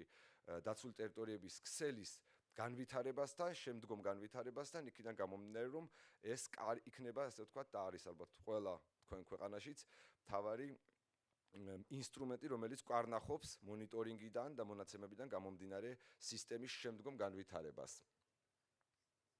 ამავე კანონში ჩვენ დეტალურად გვაქვს გაწერილი ზურმუხტის საიტების, რამსარის საიტების, აქ ითქვა, რომ ჩვენთან შეიქმნა პირველი ბიოსფერული რეზერვატები, იუნესკოს აღიარებები, მთელი რიგი საერთაშორისო ტერიტორიები, რომელსაც სჭირდება საკანონმდებლო მოწესრიგება, როგორც მმართველობითი ნაწილში, ისე შემდგომში ასეთ ტერიტორიების შექმნის წინაპირობის ჩამოყალიბებისთვის.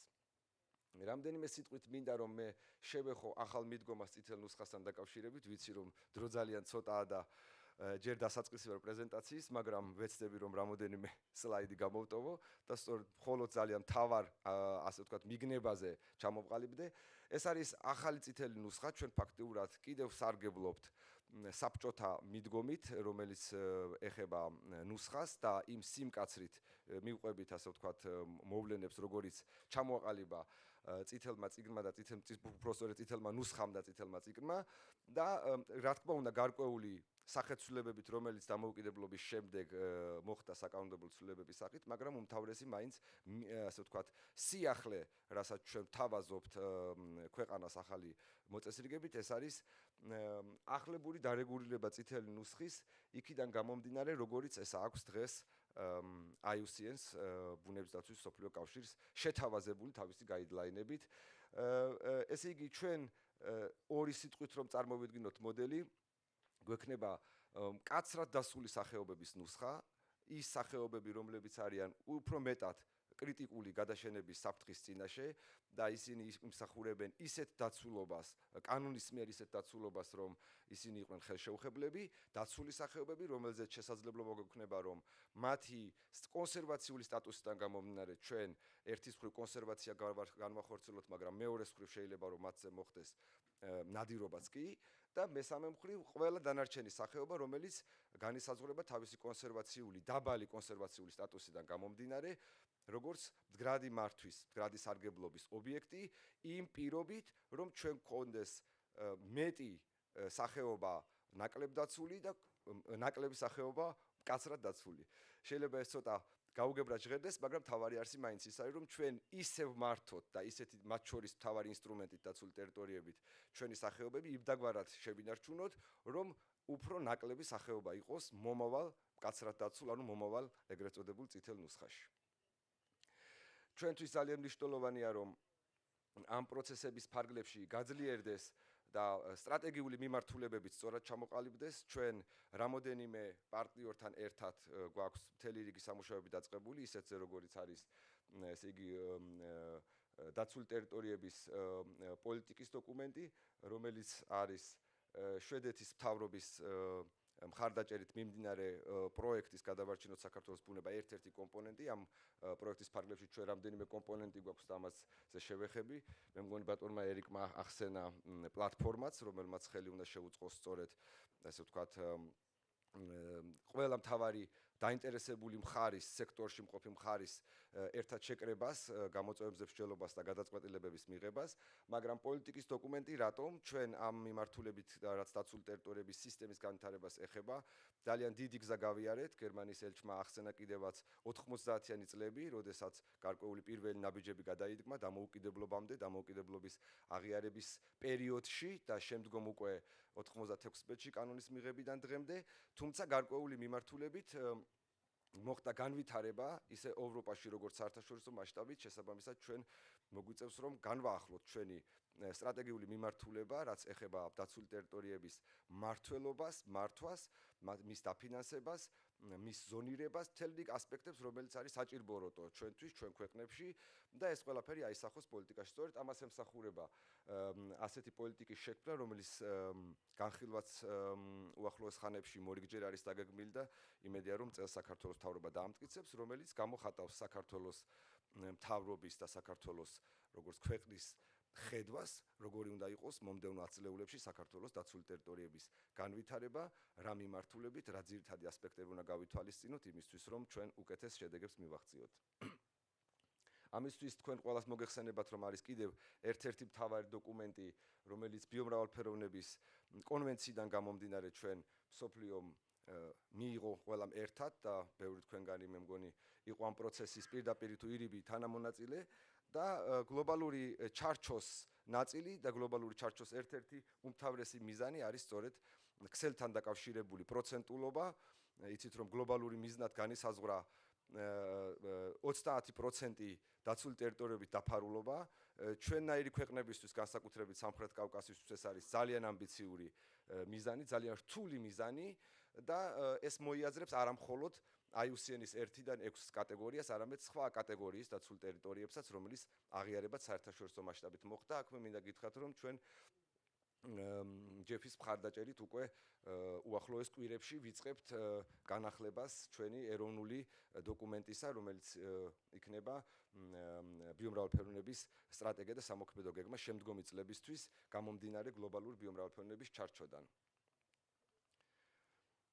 ორი სიტყვით მინდა ვახსენო და წარმოვადგინო გარკვეული სახეობები და რამოდენიმე მაგალითი ძალიან მოკლედ, რომელიც ჩვენ წამოვიწყეთ გარემოს დაცვისა და სოფლის მეურნეობის სამინისტრომ ჩვენს პარტნიორებთან ერთად შვედეთის მთავრობის მხარდაჭერით და ეხება ეროვნული სახეობათა აღდგენის გეგმის შემუშავებას, რომელიც პირველი ვერსია უკვე არსებობს და ასევე მისი წარდგინება და დამტკიცება იგეგმება მიმდინარე წლის ბოლომდე და ეს არის ძალიან მნიშვნელოვანი ეროვნული დოკუმენტი, რომელიც როგორც დაცული ტერიტორიებისთვის, ისე დაცული ტერიტორიების გარეთ ბიომრავალფეროვნების კონსერვაციას და აღდგენას უნდა მოემსახუროს და აქ არიან ის სახეობები იდენტიფიცირებული, რომელიც ერთ დროს ესეთი გზა გაიარა ამერიკის შეერთებულმა შტატებმაც, როგორც ჩვენ ვიცით ისტორიულად და ბევრი სახეობა დაიკარგა და ბევრისთვის დაცული ტერიტორიები იქცა უმთავრეს გადარჩენით ადგილად მომდევნო თაობებისთვის. შესაბამისად, ჩვენ აი ამ კოოპერაციით თბილისის ზოოპარკთან ვიწყებთ უკვე მნიშვნელოვანი ნაბიჯების გადადგმას. პირველი რაც მინდა ვახსენო, ეს არის კეთილშობილი ირემი, რომელიც ამ რეგიონისთვის არის ერთ-ერთი მთავარი ასე ვთქვათ, სახეობა, სიამაყე და სიმბოლოც, სადაც ჩვენ ვიმყოფებით, ბორჯომის რეგიონს გულისხმობ, მაგრამ აი აქ ხედავთ თქვენ 2015 წელს წითლად საქართველოში კეთილშობილი ირმის გავრცელების ძალიან ფართო არეალს და 1915 წელს და 2015 წელს უკვე ძალიან ლიმიტირებულ ფართობებს წერტილებს, რომელიც ასე ვთქვათ, გენეტიკურ პრობლემასაც წარმოშობს დღეს უკვე, ვინაიდან ეს ერთი სახეობა ერთმანეთის შიგნით ტერიტორიულად უკვე ბარიერულად ჩაიკეტა და ერთმანეთს ვეღარ ხვდება, ამიტომ ჩვენ ვიწყებთ ამ ისტორიულ პროექტს ალგეთის ეროვნული პარკიდან, რომლისთვისაც ძირითადი მოსამზადებელი სამუშაოები ჩატარდა და იმედია რომ უახლოეს კვირებში მისი პრეზენტაციაც ჩვენ უკვე გვექნება. ასევე ნიამორის საკითხი თეთრობის აღკვეთილში, რომლის საკითხიც ფაქტობრივად გადაწყვეტილია და ეს იქნება შემდგომი სახეობა, რომელიც ასე ვთქვათ, მოემსახურება სწორედ აი ამ პროექტის აღდგენას. არ შემიძლია რომ არ მეხსენებინა მეექვსე კატეგორიის დაცული ტერიტორიის შექმნა საქართველოში იმ სახით, რა სახისაც ეს აქვს IUCN-ს წარმოდგენილი, სწორედ ქურციკის უკვე ძალიან წარმატებული და კარგი საკონსერვაციო პროექტის დანერგვისთვის აზერბაიჯანის რესპუბლიკასთან ძალიან კარგი თანამშრომლობის შედეგად გერმანიის მთავრობის მხარდაჭერით, სადაც დღეს უკვე 200-ზე მეტი ქურციკი უკვე ყავს და მისი ჰაბიტატები სწორად ვითარდება. მეექვსე კატეგორიის დაცული ტერიტორია ეს არის იმის კლასიკური მაგალითი, რომ ჩვენ მუნიციპალური მმართველობა შემოვიტანეთ საქართველოში დაცული ტერიტორიების მმართველობაში და აქვე ვისარგებლებ შემთხვევით და ყველა იმ 5 დაცულ ლანდშაფტს, რომლებსაც მუნიციპალიტეტები მართავენ უკვე, მინდა რომ მოგესალმოთ, არ აქვს თუშეთს, თრუსოს, მაჭახელას, ტანათეძამს. და გისურვოთ ძალიან ბევრი წარმატებები, იმიტომ რომ ეს არის ჩვენი ქვეყნისთვის, რაც შეგვიძლია რომ ალბათ გავაზიაროთ, როგორც ახალი ინფორმაცია, პირველი ნაბიჯი მეხუთე კატეგორიის დაცული ტერიტორიების მმართველობის. ორ სიტყვას ვიტყვი, ვიცი რომ სრულიად გადავაჭარბე დროს, თუმცა ჩემმა წინა გამოსვლელებმაც ოდნავ გადააჭარბეს დროს, ამიტომ მეც მომეცით უფლება 2 წუთით. სულ ერთ სიტყვას ვიტყვი ეროვნული ბიომრავალფეროვნების მონიტორინგის სისტემაზე.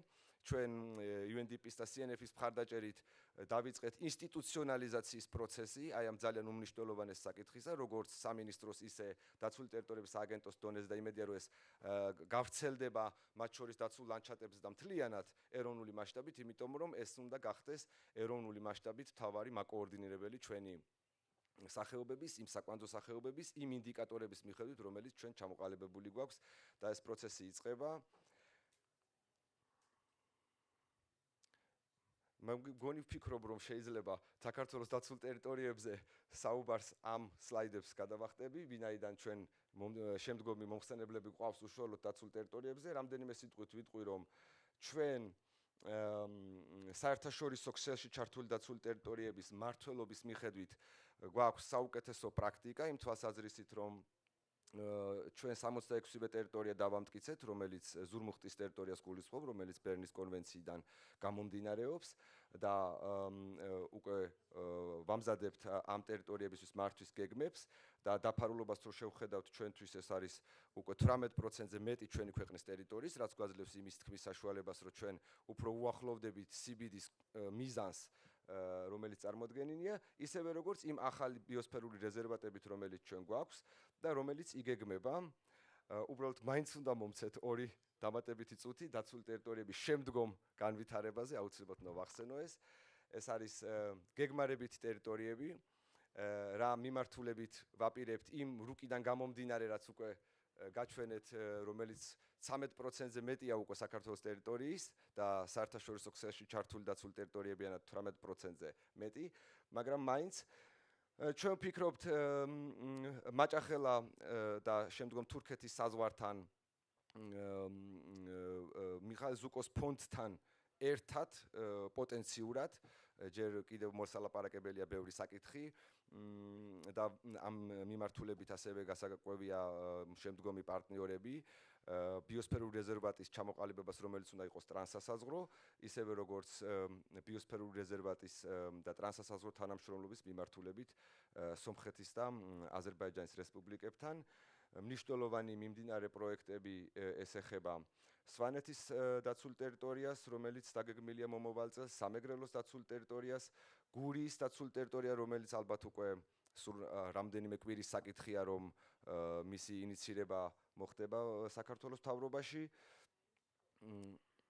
რიონი, რომელიც ასევე აუცილებლად უნდა მეხსენებინა, რომელიც საერთაშორისო მნიშვნელობით დაცულ ზუთხისებრთა კონსერვაციას უნდა მოემსახუროს და მდინარის ის 11 კილომეტრიანი მონაკვეთი დამატებით დავიცვათ ამ უმნიშვნელოვანესი სახეობის გადარჩენისთვის საქართველოში და ევროპაში, ვინაიდან მოგეხსენებათ, რომ ეს სახეობა არის ჩვენთვის და დუნაის აუზისთვის ძალიან მნიშვნელოვანი და მათ შორის შემდგომ პერიოდში სამსჯელო საკითხი იმ მნიშვნელოვანი საკითხისთვის, რომელიც ეხება თვითონ ირმის რეინტროდუციას, რაც დასაწყისში ვახსენე ამ პროექტს ალგეთის დაცულ ტერიტორიებში და გარკვეულად შეერთებას მომავალში ტანათეძამთან.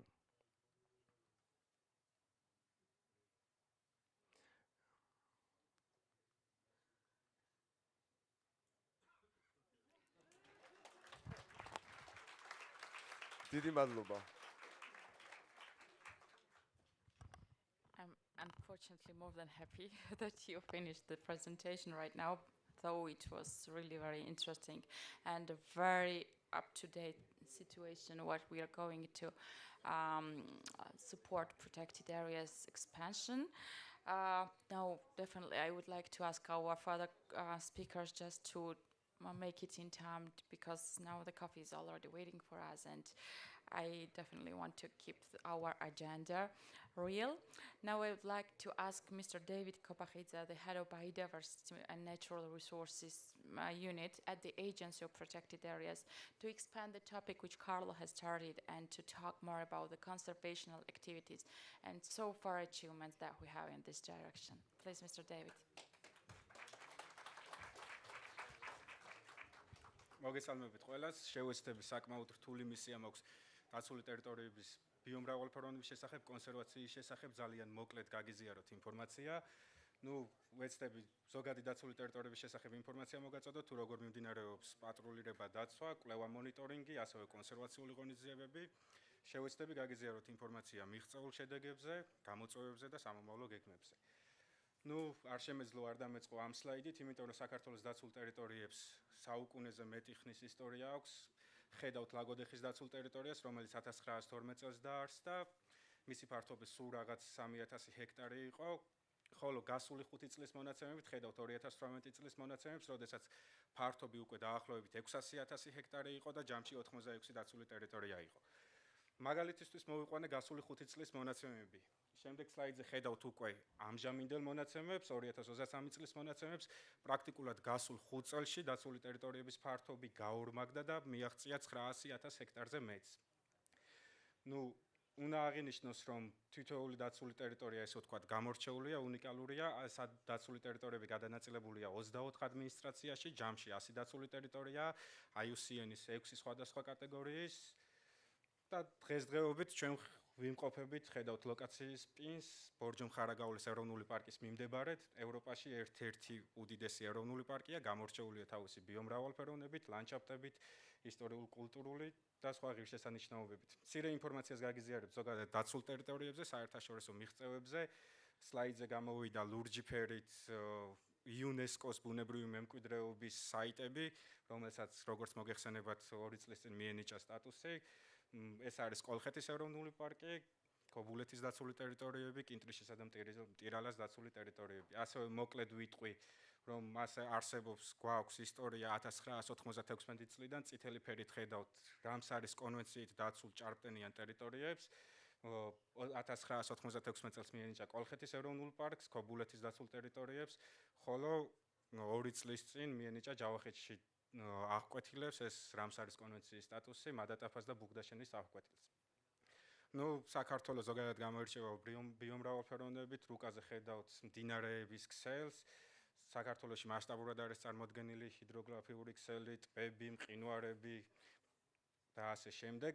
და თუმცა ამ ყველაფრის შემდეგ მინდა აღვნიშნო, როდესაც გვაქვს ჭარბტენიანი ტერიტორიები, სულ რამდენიმე კილომეტრში გვაქვს ვაშლოვანის დაცული ტერიტორია, რომელიც გამოირჩევა, ესე ვთქვათ, სიმშრალით, წარმოდგენილია ნახევრად უდაბნოს ელემენტები და ესე ვთქვათ, ბიომრავალფეროვნების თვალსაზრისით უნიკალურია. შესაბამისად, ამ მცირე ფართობზე მოგახსენებთ, როგორც იცით უკვე, რომ დაცული ტერიტორიები საქართველოს სრული ფართობის დაახლოებით 13%-ს ფარავს.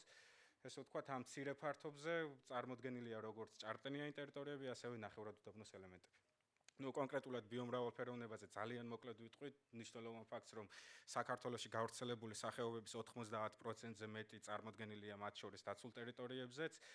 დაცულ ტერიტორიებზე შეგიძლია ნახოთ 88 სახეობის თევზი, 9 სახეობის ამფიბია, 51 სახეობის რეპტილია, 300-ზე მეტი სახეობის ფრინველი, 90-ზე მეტი სახეობის ძუძუმწოვარი და 4000-ზე მეტი სახეობის ფლორის წარმომადგენელი. ამ ყველაფერს რა თქმა უნდა განსაკუთრებული დაცვა და მონიტორინგი სჭირდება, ძალიან მცირე ინფორმაციას გაგიზიარებთ, თუ როგორ ვახორციელებთ დაცული ტერიტორიების სააგენტო და შესაბამისი ადმინისტრაციები დაცვასა და პატრულირებას. ხელმძღვანელი ადმინისტრაციის გახლავთ დირექტორი, შემდეგ უკვე დაცვის განყოფილების უფროსი არის პასუხისმგებელი, ესე ვთქვათ, უშუალოდ დაცვაზე, მას ექვემდებარება უბნის უფროსი რეინჯერი და რეინჯერი, ასევე ბუნებრივი რესურსების სპეციალისტი. თითოეულ მათგანს ესე ვთქვათ, თავისი მოვალეობა აქვს, კონკრეტულად დაცული ტერიტორიების სააგენტო, კონკრეტულად ჩემი სამმართველო უზრუნველყოფს ასე ვთქვათ, ჩართულობას მაქსიმალურად, რათა საპატრულო გეგმაგრაფიკები, ესე ვთქვათ, მოწესრიგებულად იყოს, თითოეული რეინჯერის ყოველდღიური გასვლა იყოს ეფექტური, ეფექტიანი, როგორც დაცვის კუთხით, ასევე კვლევა მონიტორინგის კუთხით. თითოეულ რეინჯერს აქვს თავისი საპატრულო მარშრუტები, რომელიც სისტემატურად ახლდება და იცვლება, უბნის უფროსი აკონტროლებს, ესე ვთქვათ, რეინჯერს, გეგმავს საპატრულო მარშრუტებს, თვითონაც მონაწილეობს პატრულირებაში, ასევე დაცვის განყოფილების უფროსის უმნიშვნელოვანესი როლია, ესე ვთქვათ, კოორდინაცია გაუწიოს პატრულირებას და კვლევა მონიტორინგს. გაგიზიარებთ ინფორმაციას, რომ დაცული ტერიტორიების სააგენტოს ცენტრალური აპარატიც უზრუნველყოფს, ესე ვთქვათ, ინსპექტირებას და მუდმივად შერჩევითად ამოწმებს თითოეულ დაცულ ტერიტორიას და ადმინისტრაციას. რეინჯერის პატრულირების დროს განუყოფელი ნაწილია კვლევა მონიტორინგი. უნდა აღვნიშნო ხაზგასმით, რომ დაცული ტერიტორიების სააგენტოს აქვს 10 წლიანი კვლევა მონიტორინგის გეგმა, ესე ვთქვათ. მონიტორინგის გეგმაში წარმოდგენილია სახეობები, აღნიშნულ სლაიდზე ხედავთ გასული, მიმდინარე და გასული 4 წლის, ესე ვთქვათ, კვლევის ობიექტებს. მონიტორინგის გეგმა მოიცავს როგორც მსხვილძოძუმწოვრებს, როგორიც არის მურადათვი, კეთილშობილი ირემი, ჯიხვინი, ამორი, არჩვი და ასე შემდეგ. ასევე გადამფრენ და მობუდარ ფრინველებს, მოიცავს ამფიბიებს, ესე ვთქვათ, თევზებს, უნდა აღინიშნოს ასევე ტყის მონიტორინგი, საძოვრების მონიტორინგი, ინვაზიური სახეობების მონიტორინგი და ასე შემდეგ. მონიტორინგის გეგმა, რა თქმა უნდა, ჩვენი ყოველდღიური მუშაობის ერთ-ერთი განუყოფელი ნაწილია და ამის მიხედვით ვახორციელებთ კვლევებს. უნდა აღინიშნოს ასევე წარმატებული თანამშრომლობა გარე ექსპერტებთან, ორგანიზაციებთან, ანუ ესეთ დროის კუთხით აღარ ჩავყვები დეტალურად, უბრალოდ ერთ მაგალითს მოვიყვანთ, ფოტოზე ხედავთ სახეობათა კონსერვაციის ცენტრის ნაკრესის მიერ 2004 წელს დაფიქსირებულ ჯიქს, ანუ ლეოპარდს, ასევე გვერდით სლაიდზე ხედავთ გასულ წელს დაფიქსირებული ლეოპარდის ფოტოს, 19 წლის მერე არის დაფიქსირებული, შუალედშიც იყო, რა თქმა უნდა, დაფიქსირებული. თუმცა ეს მეტყველებს, ესე ვთქვათ, დაცული ტერიტორიებისა და გარე ექსპერტების და ორგანიზაციების მიერ წარმატებულ თანამშრომლობას, ასევე მიმდინარეობს გარე ექსპერტების ჩართულობით მაღალი სიზუსტის კვლევები, კავკასიაში პირველად, ესე ვთქვათ, ჯიხვზე მიმდინარეობს GPS ყელსაბამებით ტელეომეტრიული კვლევები, ასევე მიმდინარეობს წყლის ეკოსისტემების კვლევები, ფრინველების კვლევები და ასე შემდეგ, აღარ გავჩერდები ამაზე ბევრს. უნიშნელოვანია ასევე წილი ამ კვლევების, რომელიც ხორციელდება უშუალოდ დაცული ტერიტორიების სააგენტოს მიერ.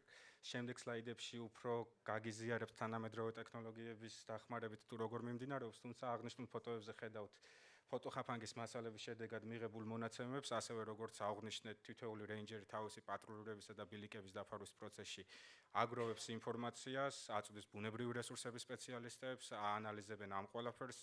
ყოველ კვარტალში, ესე ვთქვათ, წარმოადგენენ ანგარიშს, საბოლოოდ წლიურ ანგარიშს წარმოადგენენ, ასევე წარმოადგენენ ბუნების მატიანეს და საკმაოდ დიდი ინფორმაცია გროვდება თითოეულ დაცული ტერიტორიიდან. ეს კონსერვაციის ერთ-ერთი საუკეთესო მაგალითი აღდგენის, როდესაც პრაქტიკულად კი არა და გადაშენებული სახეობა აღდგა, ამჟამად გვაქვს 300 ინდივიდზე მეტი და უნდა ითქვას, რომ პოპულაცია მდგრადია, მათ თითოეულ ქცევას ყველაფერს 24 საათიან რეჟიმში, ესე ვთქვათ, აკვირდებიან, იცავენ და ერთ-ერთი საუკეთესო მაგალითია ჩვენს ისტორიაში. რაც შეეხება ასევე ფლორის კონსერვაციას, დაცული ტერიტორიების სააგენტოს გააჩნია ტყის მართვის გეგმები, რის მიხედვითაც, ასე ვთქვათ, აკეთებს აღნიშნულ პროცესებს. ფოტოზე ხედავთ აჯამეთის დაცულ ტერიტორიას, სადაც მოხდა იმერეთის მუხის აღდგენის პროექტი, რაც ერთ-ერთი წარმატებული და მნიშვნელოვანი ღონისძიებაა. უნდა აღინიშნოს ასევე, რომ დაცული ტერიტორიების სააგენტოს გააჩნია საძოვრების მართვის გეგმები, რომელიც უშუალოდ ემსახურება საძოვრების მართვას, მდგრად მართვას, გამოყენებას, მით უმეტეს კლიმატის ცვლილებების ფონზე და ანთროპოგენური ჩარევის ფონზე. საძოვრები ერთ-ერთი ყველაზე მოწყვლადი ეკოსისტემებია. აღარ გავჩერდები მე კონსერვაციულ ღონისძიებებზე, მინდა რომ უფრო თანამედროვე ტექნოლოგიებზე გადავიდე. აქ სლაიდზე ხედავთ ირმის, ჯიხვის და ნიამორის, ესე ვთქვათ, პოპულაციას რიცხოვნობას გასული 4 წლის განმავლობაში. უნდა აღინიშნოს ირემი, რომელიც, ესე ვთქვათ, საქართველოში, როგორც ბატონმა კარლომ ბრძანა, ერთ-ერთი ფართოდ გავრცელებული სახეობა იყო, თუმცა ეხლა გვაქვს ირმის ორი ბირთვული ჯგუფი ლაგოდეხში და ბორჯომ-ხარაგაულში, ასევე გვაქვს დანარჩენ ორ დაცულ ტერიტორიაზე. მიმდინარეობს, როგორც მოგეხსენებათ, ირმის აღდგენის პროექტი, ასევე ინფორმაციას ხედავთ ჯიხვებზე, ნიამორებზე, მათი რიცხოვნობა სტაბილურია, ყოველწლიურად შეინიშნება ზრდის ტენდენცია, რაც მეტყველებს დაცული ტერიტორიების კარგ და წარმატებულ მენეჯმენტზე. აკი ხედავთ სმარტებს, სივრცითი მონიტორინგისა და ანგარიშგების ხელსაწყოს, რომელიც გასულ წელს პრაქტიკულად სრულყოფილად დაინერგა დაცული ტერიტორიების სააგენტოში. აღნიშნულ ფოტოზე ბორჯომ-ხარაგაულის ეროვნული პარკია წარმოდგენილი. პირველ ფოტოზე ხედავთ თქვენ თუ როგორ არის ესე ვთქვათ პატრულირება განხორციელებული, პატრულირების სიხშირე მუქი წითელი ფერით ხედავთ, სადაც უფრო მეტად არის განხორციელებული პატრულირება, შედარებით ღია ფერში ნაკლებად გავრცელებული, ნაკლებად პატრულირება. რაც შეეხება შემდეგ სლაიდზე, ჩემთვის ძალიან მნიშვნელოვანი მონაცემი, როგორც პირველ სლაიდზეა, ეს არის დაფიქსირებული სახეობები. უნდა აღინიშნოს, რომ ეს ყველაფერი ინტეგრირებულია სივრცით სისტემებთან, მათ შორის შესაძლებელია გეოინფორმაციულ სისტემებში აღნიშნული მონაცემის დამუშავება, რაც მე ძალიან მახარებს და სამომავლოდ, რა თქმა უნდა, წარმატებულად გამოვიყენებთ. ასევე საპატრულო გეგმა მარშრუტების დაგეგმვის დროს წარმატებით შესაძლოა გამოვიყენოთ ის გქონდეს ინფორმაცია თუ სად არის ესე ვთქვათ ნაკლები პატრულირება, სად არის მეტი საჭირო და ასე შემდეგ. ასევე ფოტოზე ხედავთ ფოტოხაფანგს. ფოტოხაფანგების შედეგები უმნიშვნელოვანესია ჩვენთვის. ამჟამად დაცულ ტერიტორიებზე დაახლოებით 1000 ფოტოხაფანგი მუდმივ რეჟიმში მუშაობს. ასევე წარმოდგენილი მაქვს ცხრილი, რომელიც სააგენტოს შიდა რესურსით არის გაკეთებული. ცხრილში მოცემულია ესე ვთქვათ ფოტოხაფანგების შესახებ მონაცემთა ბაზა არის, რომელსაც სამომავლოდ ესე ვთქვათ და ამჟამადაც ვიყენებთ სისტემატურად. ცხრილი შეიცავს სხვადასხვა ცვლადებს, მათ შორის კოორდინატებს თუ სად არის კონკრეტული ფოტო გადაღებული, რაოდენობა, ესე ვთქვათ სხვადასხვა მონაცემები, რასაც სამომავლოდ გავაანალიზებთ და მენეჯმენტში ავსახავთ. ფოტოზე ასევე წარმოდგენილია ლაგოდეხის დაცული ტერიტორიები, თუ როგორ არის ფოტოხაფანგები გადანაწილებული, რომლებიც მუდმივ რეჟიმში გვიზიარებს ინფორმაციას და ამ ყველაფრის შემდეგ უკვე დარუკება ხდება, მოდელირება შეიძლება გავაკეთოთ და სხვადასხვა სახით დავამუშავოთ. გამოწვევებს რაც შეეხება, რა თქმა უნდა, გამოწვევები დაცული ტერიტორიების სააგენტოს აქვს. ერთ-ერთი მთავარი გამოწვევა კლიმატის ცვლილებაზე უწუწუნე ბატონო დავით. კლიმატის ცვლილება, ტყის ხანძრები, ინვაზიური სახეობები, უცხო სახეობები, ესე ვთქვათ, ტყის მავნებელ დაავადებები, ფინანსური მხარდაჭერა და კარგით, მაშინ მოკლედ ვიტყვი დრო, როგორც აქ არ არის დრო, ზოგადად დაცულ ტერიტორიებსაც დრო ზოგადად არ იწმენს ესე ვთქვათ, მით უმეტეს როცა საქმე ეხება ამ მოწყვლად სახეობებს, ისეთი მაღალი ღირებულების კონსერვაციულ არეალებს, თუ დროში მაგალითად არ გავაკეთებს სწორ მენეჯმენტს, შესაძლოა საკმაოდ ნეგატიურად დაისახოს ბიომრავალფეროვნებაზე და კონსერვაციაზე. შესაბამისად, დრო ერთ-ერთი მთავარი ფაქტორია. გმადლობთ ყურადღებისთვის. Thank you, David. And now I would like to ask the last presenter of this session of biodiversity conservation and monitoring, Zurab Gurgenidze, the conservation program manager at Sabuco. I would say that we have very nice partnership with the non-governmental organization Sabuco, who is in charge of biodiversity monitoring of many species, including birds, and we are really delighted to have this conference and this summit organized with co-partnership and co-financing of Sabuco as well. Please, Mr. Zurab.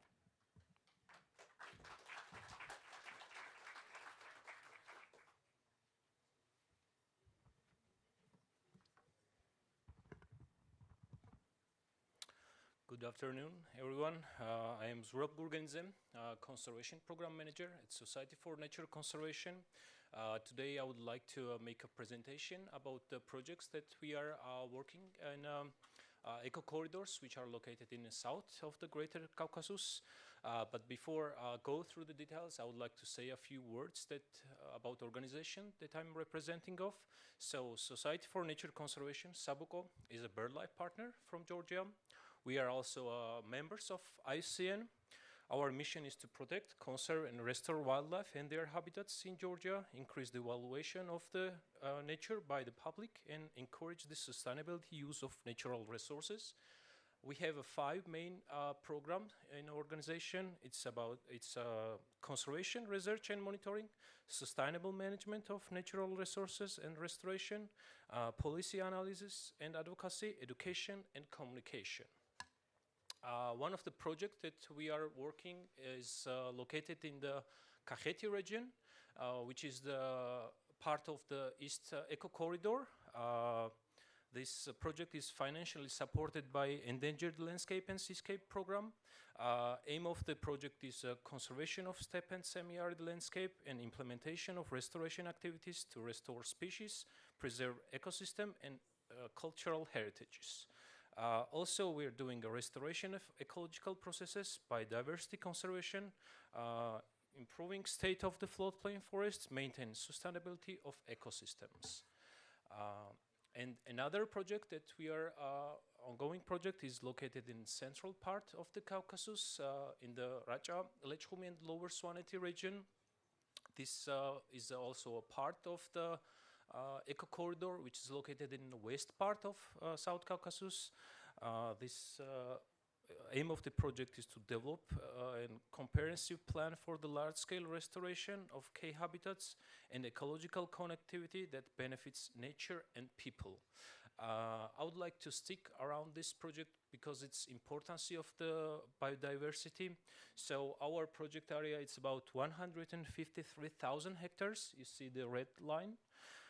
Which includes the new established Raja National Park in the north and also new established Kbereti Managed Reserve in the south.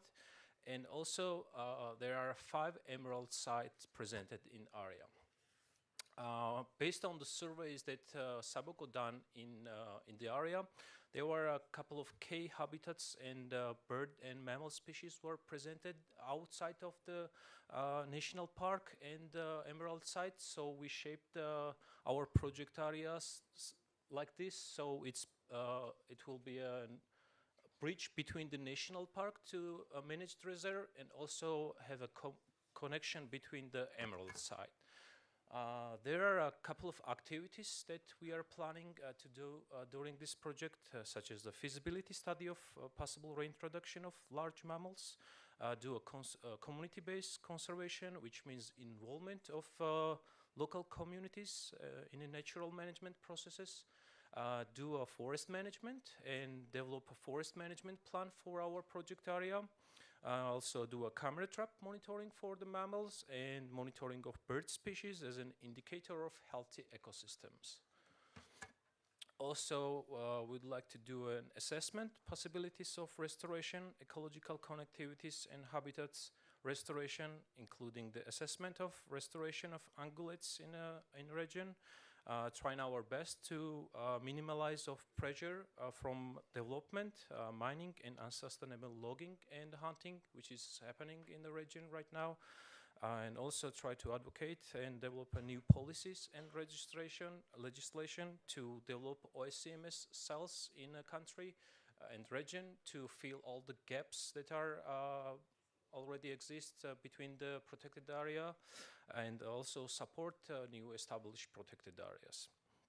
And we want to do a lot with the local communities, so we try to do best to do a capacity building for the local community members as well.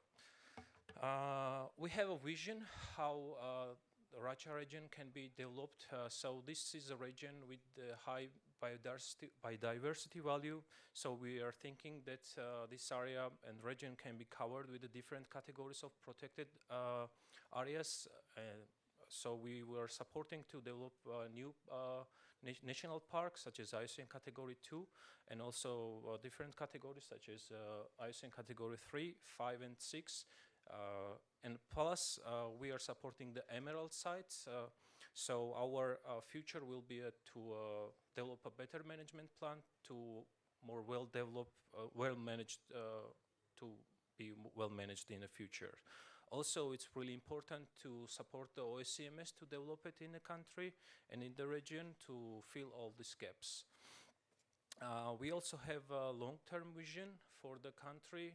I mentioned in the past that we are working in eco corridors, two main eco corridors, which are located in the South Caucasus. And as you see it in the blue polygons, there are our 2 project areas, which are some small part of these eco corridors. So we are thinking in future to enlarge our territory and work for all eco corridors and plus develop a methodology for the restoration of large-scale landscape, able to guarantee that species and communities can migrate and live together, and also a long-term national scale strategy targeting both main corridors connecting the 2 big ranges of ecoregions such as Greater and Lesser Caucasus.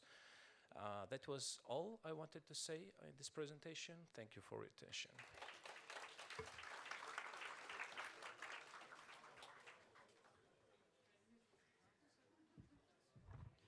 Thank you, Mr. Zurab. This was really very nice.